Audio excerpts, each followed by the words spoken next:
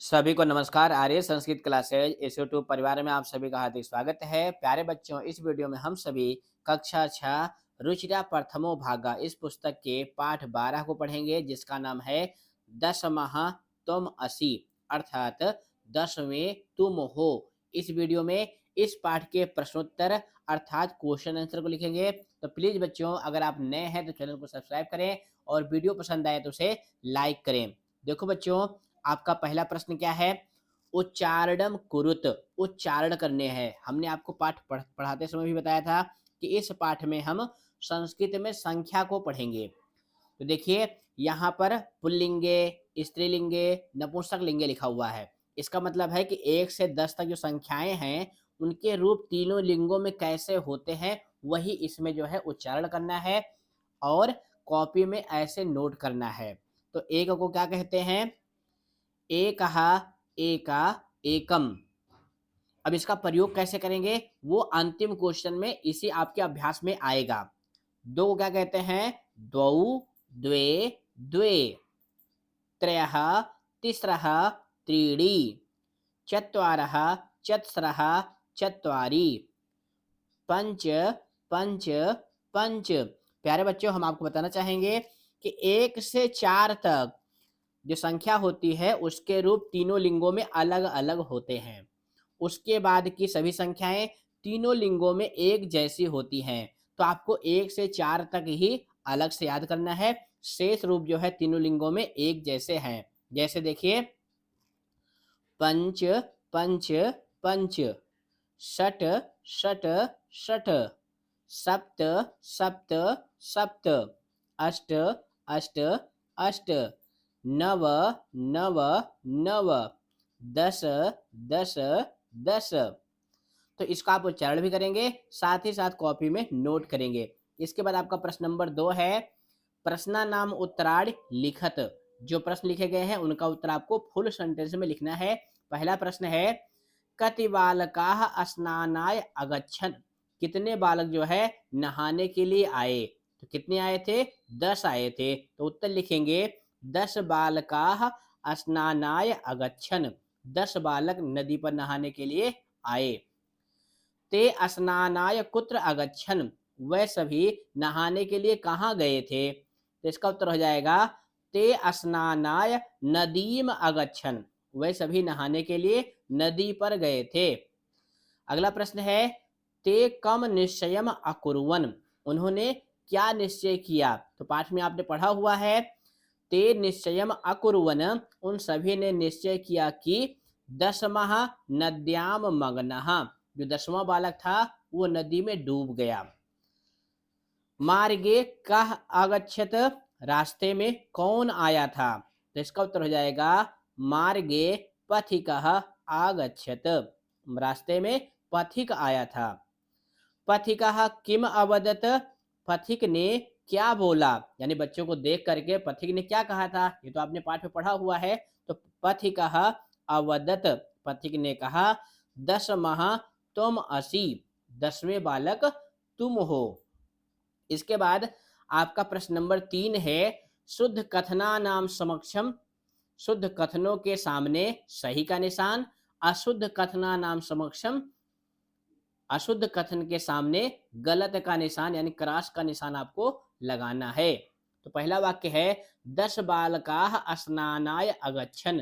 10 बालक नहाने के लिए गए थे। तो ये सही है, तो हो जाएगा इसका क्या लिखेंगे? सही का चिन्ह लगाएंगे इस तरह से।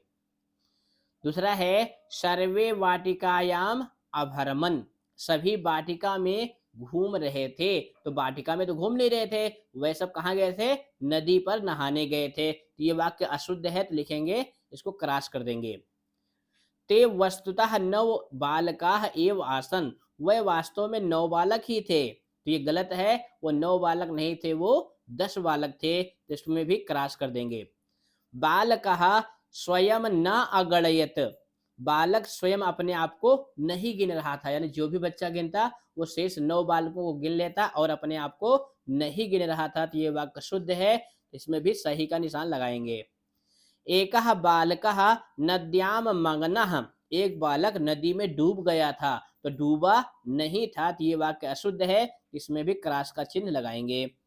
ते सुखिताः तूष्णीम अतिष्ठन, वे सभी सुखी होकर चुप होकर बैठे थे। यहाँ पे देखो बच्चों सुखिता लिखा हुआ है, जबकि पाठ में क्या आया हुआ है, दुखिताः, वे सभी दुखी होकर बैठे थे। ये वाक्य भी गलत है, इसमें भी क्रॉस का चिन्ह लगाएंगे। को अपि पथिका न आगच्छत, कोई पथिक नहीं आया था। ये कथन अशुद्ध है क्योंकि पथिक आया था, तो इसमें भी क्रॉस का चिन्ह लगाएंगे। अगला वाक्य है नायकः अवदत दशमः त्वम असि इत, नायक बोला कि 10वें तुम हो। ये वाक्य अशुद्ध है क्योंकि नायक नहीं बोला था, जो पथिक आया था वो बोला था। इसमें भी क्रॉस का चिन्ह लगा लेंगे। ते सर्वे परहृष्टाः भूत्वा गृहम् अगच्छन्, वे सभी प्रसन्न होकर घर चले गए। ये वाक्य शुद्ध है, इसमें जो है सही का चिन्ह लगाएंगे। इसके बाद आपका चौथा प्रश्न है मंजूषातः, मंजूषा से शब्दान चित्वा, शब्दों को चुनकर रिक्त स्थानानि पूरयत, रिक्त स्थान भरने हैं। तो इसमें देखो बच्चों थोड़ा ध्यान दीजिएगा, जितने पद हैं सभी में कत्वा प्रत्यय है। कौन सी प्रत्यय है, कत्वा प्रत्यय है। इसका अर्थ होता है करके। क्या अर्थ होता है, करके। जैसे एक क्रिया समाप्त होती है और दूसरी क्रिया करते हैं, तो पहली क्रिया क्या करता है, करके। जैसे गणित्वा गिन कर, श्रुत्वा सुनकर, दृष्टवा देख कर, कृत्वा करके, गृहीत्वा लेकर, तीरित्वा तैर कर। अब इसका जो है रिक्त स्थान भरेंगे। तो देखो पहला वाक्य क्या है, ते बालकाः नद्याम उत्तीर्णः, वे बालक नदी पार कर गए। तो कैसे पार करेंगे, तीरित्वा तैर कर। पथिकः बालकान दुखितान, पथिक जो है बालकों को दुखी दृष्टवा अपृच्छद, देख कर बोला। तीसरा वाक्य है पुस्तकानि विद्यालयम गच्छ, तो इसमें क्या भरेंगे, गृहीत्वा, किताबें लेकर विद्यालय जाओ। क्योंकि कुछ बच्चे क्या करते हैं, पूरी किताबें नहीं ले जाते हैं, केवल 2 किताब लेकर विद्यालय चले जाते हैं। तो इसमें जाएगा गृहीत्वा। पथिकस्य वचनम, अब क्या भरेंगे, श्रुत्वा सुनकर, सर्वे परमुदिताः गृहम अगच्छन्, सभी प्रसन्न होकर घर गए।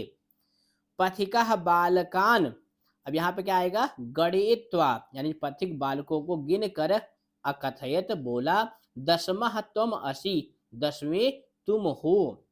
मोहनः कार्यम कृत्वा, करके, गृहम गच्छति, मोहन जो है काम करके घर जाता है। तो इस तरह से एक रिक्त स्थान भरना था। आप सभी रिक्त स्थान भर लिए, बहुत अच्छे। इसके बाद आपका 5वां क्वेश्चन है चित्राणि दृष्ट्वा संख्याम लिखत, यानी चित्र देखना है और संख्या लिखनी है, यानी इनको गिन करके संख्या लिखनी है। तो पहले में देखो क्या बना हुआ है, कंदुक बना हुआ है, इसलिए देखो यहाँ पे लिखा हुआ है कंदुकानी। तो कितने कंदुक हैं, 2, 2 4, 2 6, 2 8। अब 8 को क्या कहते हैं, अष्ट। तो यहाँ पे लिख लेंगे अष्ट कंदुकानी। उसके बाद यहाँ पे देखो चटका, चटका मतलब चिड़िया है, तो कितनी है, 1 2 3। तो 3 को क्या लिखेंगे, तिस्रः चटकाः, 3 चिड़िया। अब यहाँ पे प्यारे बच्चों ध्यान देना, जो चटका है वो स्त्रीलिंग में है, इसलिए यहाँ पे तिस्रः भरेंगे। उसके बाद पुस्तकम, कब कितनी किताब है, 1, तो क्या कहेंगे, एकम पुस्तकम।